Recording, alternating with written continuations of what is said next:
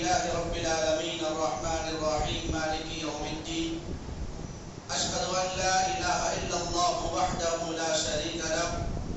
وأشهد أن محمدا عبده ورسوله أما بعد فأعوذ بالله من الشيطان الرجيم بسم الله الرحمن الرحيم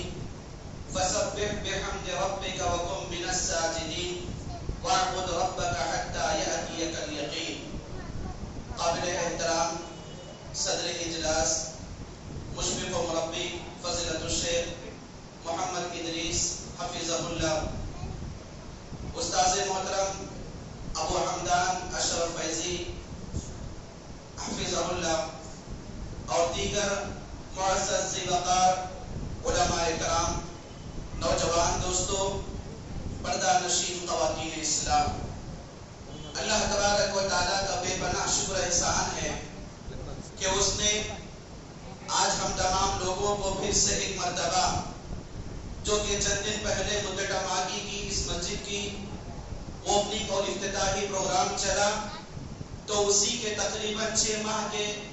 عرصے سے کم و بیش میں ودنور کے اس علاقے کے اندر جو پہلے سے ایک مسجد تھی، دوبارہ اس کو تعمیر کروایا گیا، نئے سرے سے تعمیر کی گئی۔ میں آج کے اس عظیم الشان پروگرام میں آپ لوگوں کے سامنے صدر مجلس کی اجازت سے چند باتیں گزار کروں گا۔ مسجد کا پیغام امت مسلمہ کے نام۔ حاضرین جماعت، جیسا کہ میں اور آپ جانتے ہیں کہ جہاں پر یہ مساجد اسلام کے قلعے ہیں،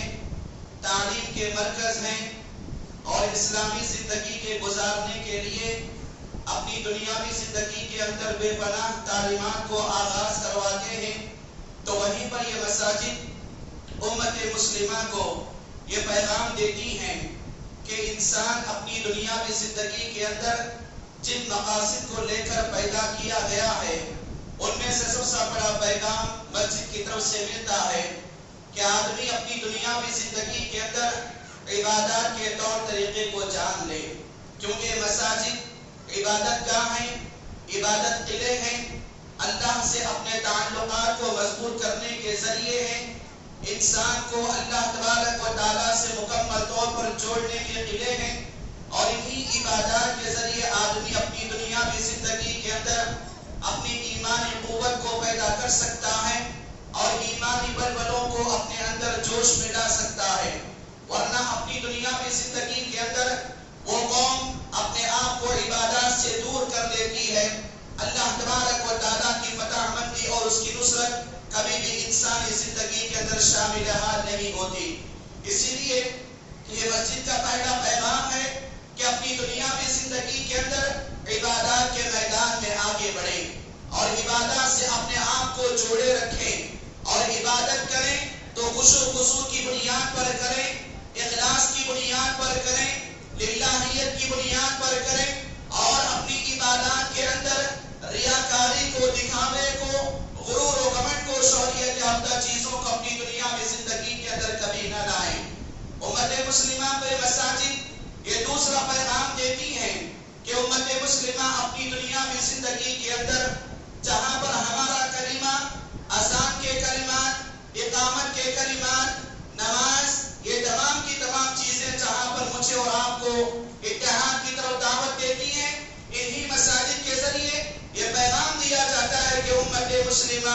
آپس میں مل جل کر رہنا، اور اپنی دنیاوی زندگی کے اندر جہاں تک ہو سکے اختلافات سے، انتشارات سے، اور اپنی دنیاوی زندگی کے اندر بغض و عداوتوں سے، نفرتوں سے، کینہ کپٹ سے، کدورتوں سے، حسد و جلن سے اپنے دلوں کو پاک کرے، اپنے آپ کو ایک کرے، نیک کرے، متقی کرے، پرہیزگار بنائے۔ یہی اللہ تبارک و تعالیٰ کی تعلیم ہے اور مساجد کا پیغام ہے، اور اپنی دنیاوی زندگی کے اندر انہی مساجد کے ذریعے اتحاد کو قائم کرتے ہوئے آنے والے تمام مسائل کا ایک دوسرے سے مل کر حل کرنے کی کوشش کریں۔ ہو سکتا ہے کہ انسان ہونے کے ناطے اپنی دنیاوی زندگی کے اندر کسی سے اونچ نیچ ہو جائے، تو ایسی صورت میں اختلاف کرنے سے پہلے اختلاف کے آداب کو سیکھیں۔ میرے اور آپ کے درمیان اختلاف ہو سکتا ہے،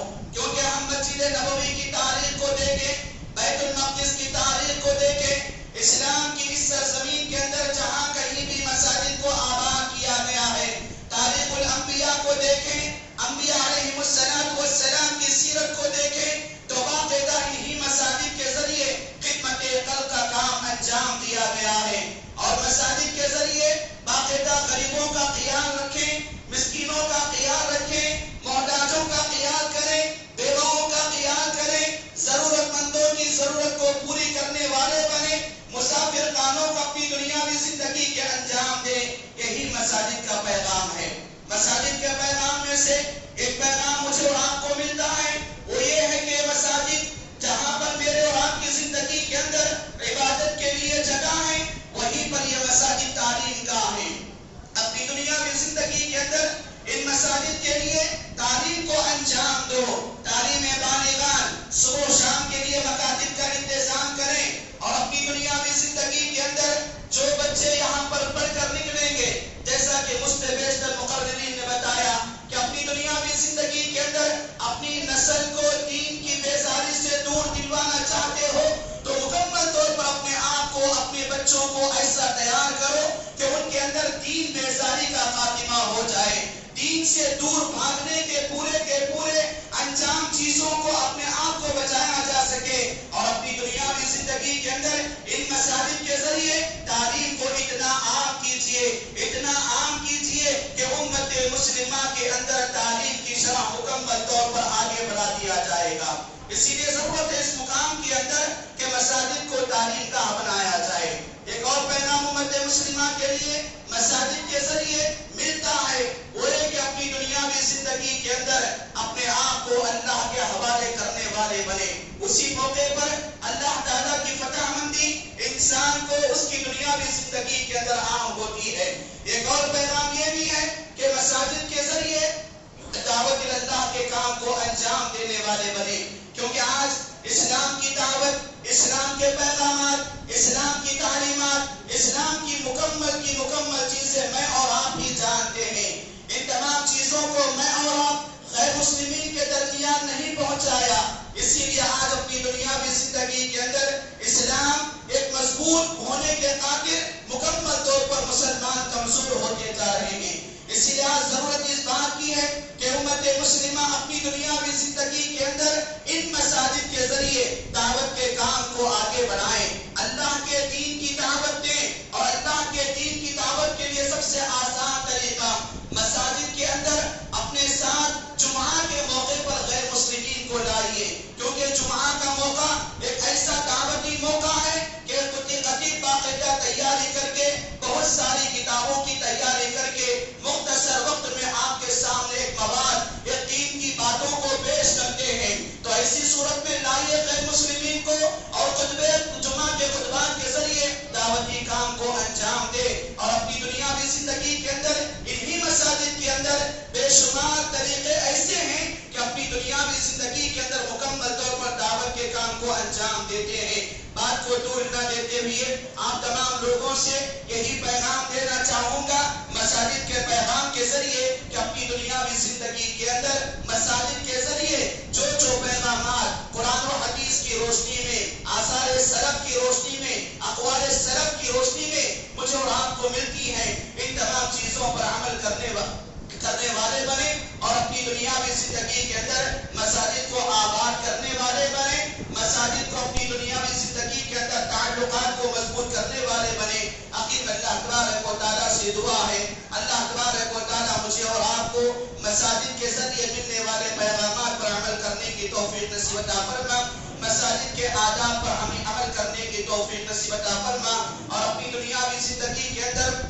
اللہ تعالیٰ اس مسجد کو اور تمام کی تمام عالم اسلام کی مساجد کو اللہ تبارک و تعالیٰ تیری برکتوں سے مالا مال نصیب عطا فرما۔ انہی مساجد کے ذریعے ہم کو اپنی نئی نسل کے اندر ایمانی قوت جگانے اور پیدا کرنے کی توفیق نصیب عطا فرما۔ آمین رب العالمین۔ اقول قولی هذا واستغفر الله لي ولكم وما توفيقي الا بالله والسلام عليكم ورحمة الله وبركاته۔